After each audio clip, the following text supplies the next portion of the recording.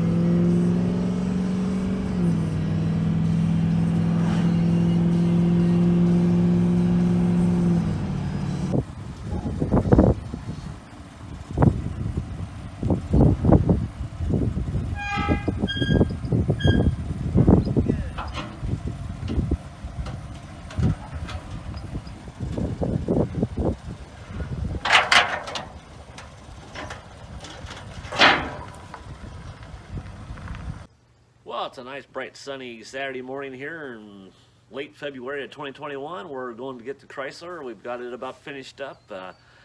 Last year, you remember, we done a few things to it, a little rust repair, some brake work and spring work, and then we sent it off to our friend to do some touch-up paint work, but I think he went overboard on the paint work, which is fine. It looks like it's going to be a nice car to drive, so we're going to go get it today, get it out, drive it, and show you what that's all about.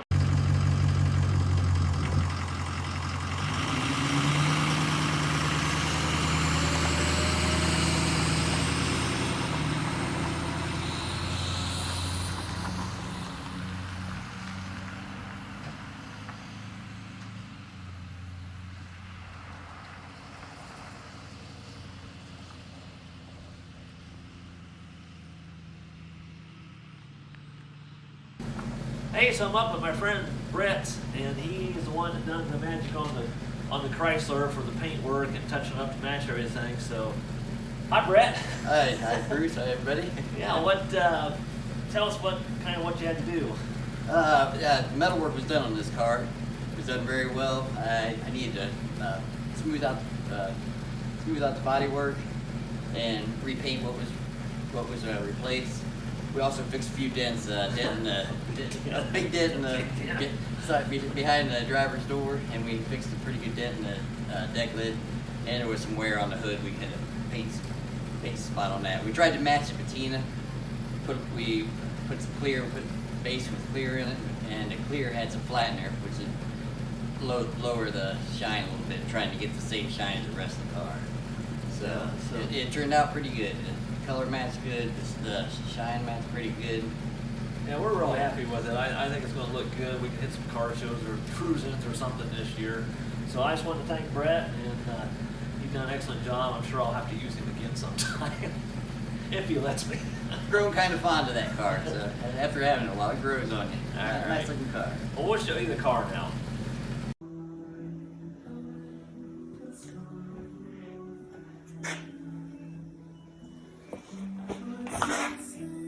Deck lid all metal finished.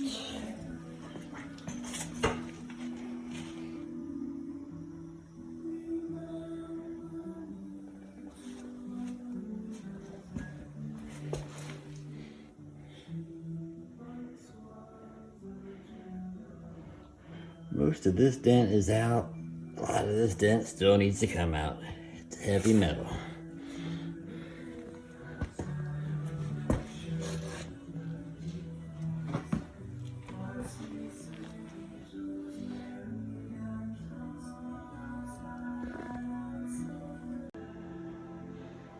Deck lid and primer.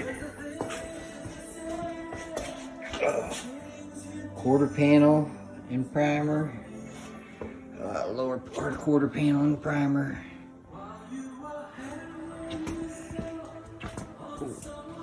Rocker, bottom of the fender. All looking good.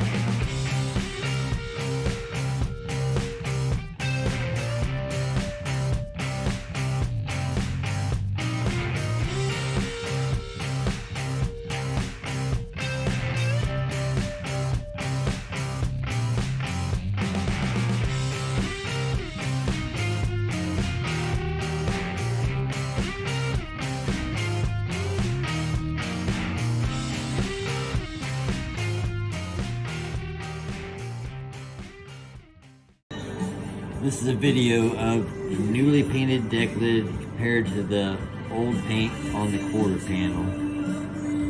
Trying to match the shine. 5% flattener and the clear seem to do the trick. Run a buffer over this, it'll shine up to match a quarter. I'll show you a video here in just a second. Just a little buffing on that. Shine that up just right. It's about the same shine, same orange peel. Hopefully a little bit of time, it'll look like it's never been touched.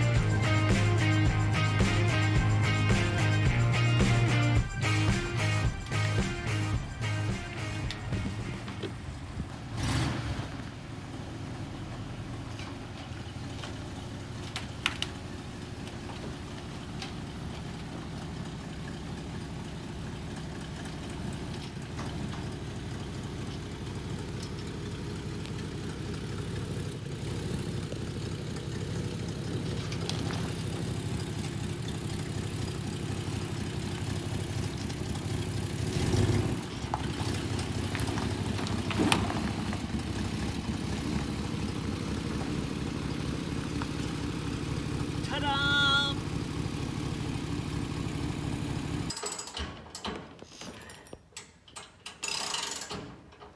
Woo! Just got the last bolt tight. Well, there you go.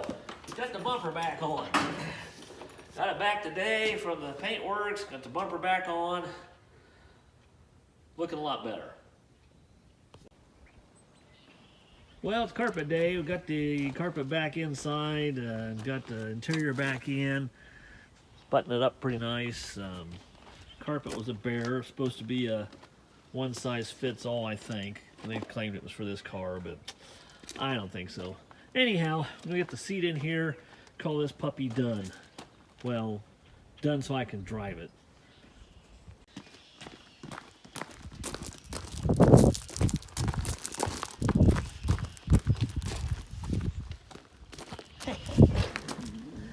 Let me go to the other side.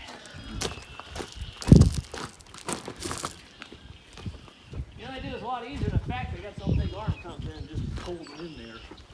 That'd be a lot easier this way. That's more fun this way, though. Huh. I think so. Hold on. me reposition. All right. Hold on. All right. That's probably close. I'll get some bolts. Chrysler had their massive front end.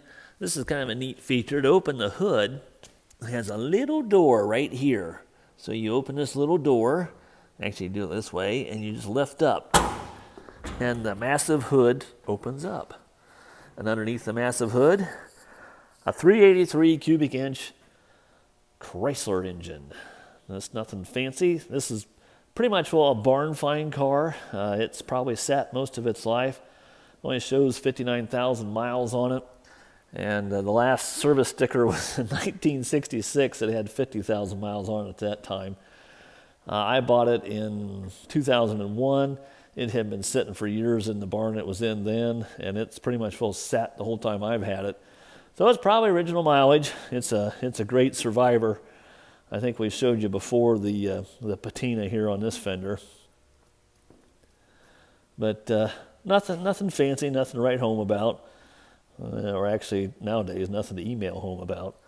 So we'll go on down and show you the sides of the car. And get back here to this massive trunk and the massive fins. The fins are 1 inch shy of 4 feet from ground to the top level of this car. Just massive. Like I said, they had that jet look. It was the airplanes back in the day, come out the jet airplanes. So that was the look. I can imagine the salesman back in the day. Oh yes, this is the newest and latest thing. Why, it's just like the jet airplanes that come out. You can be the first one to have a car that looks just like a jet airplane. You imagine coming home and telling your wife that, look honey, I just bought a car that looks like an airplane. It's got fins on the back that look like wings of an airplane. She'd say, take that back to the DR and get my old station wagon back. So the first thing you notice is this huge steering wheel. This is like 18 to 20 inches in diameter. They probably made these to use for the non-power steering cars, but this has got power steering. You can steer this with your pinky if you want to. The great big gauge cluster, speedometer on the left, clock on the middle, gauges on the right, fuel, oil pressure, temp, amp, gauge, standard. You got your AM radio, woo! And padded dash, because that was a safety thing. If you get in an accident, your head hits the dash, that's supposed to keep you from knocking your skull open. You didn't think about seat belts back then, not until about 64. But padded dash, of course, this one, sun's got to it. Anyhow, over here on the left, this is how you shift a car. This has a basically a cable that goes down to the 727 torque flight transmission, and you just select what gear you want. Park, or there's no park. You have to use your emergency brake down here for parking. So you have put the car in neutral, set your emergency brake, and get out. When you start up, you select reverse or drive or first or second, and off you go. It's really it's easy, but it's kind of tricky when you're used to that column shifter or a floor shifter. This is kind of hard to get used to. So pretty much the inside here, you have this funky mirror on the dash instead of up in the windshield. That was their better idea for more visibility, but that's about useless. I can't see nothing but the trunk. So I don't know what the idea was behind that.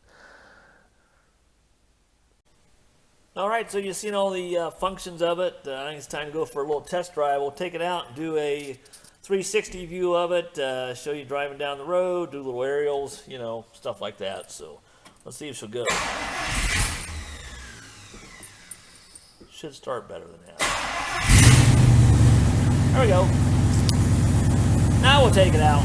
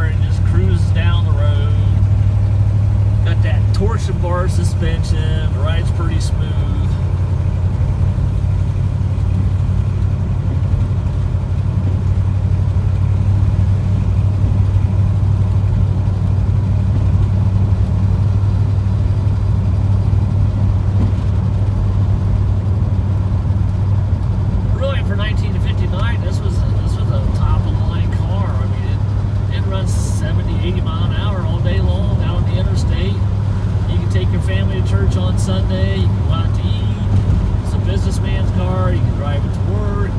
It got to where you're going. The only downfall of the cars in the 50s, they weren't really rust protected too well. They would rust out, drop of a hat. About 5-6 years, people got rid of them, went out and bought a new car. They didn't keep them that long. It's a testament these cars are still around. A lot of them got scrapped. There's not a lot of them left, especially the Saratoga model. It's pretty far and few in between. I've not seen too many in person at all.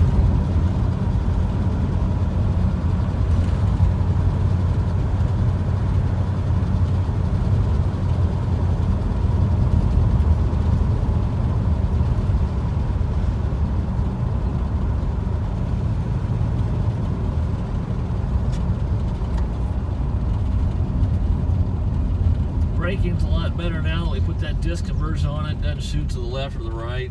Stops nice, firm, not a problem.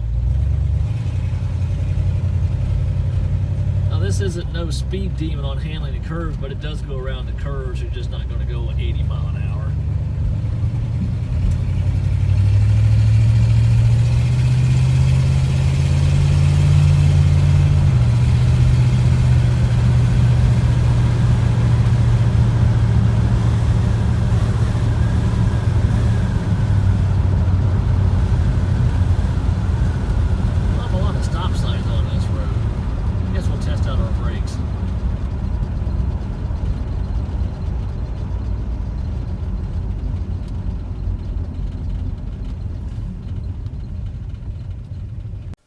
Well, that's going to do it for this episode of Claps Garage. You got to see the 59 Chrysler, got the paint job done, showed you the inside, the outside, the workings of it.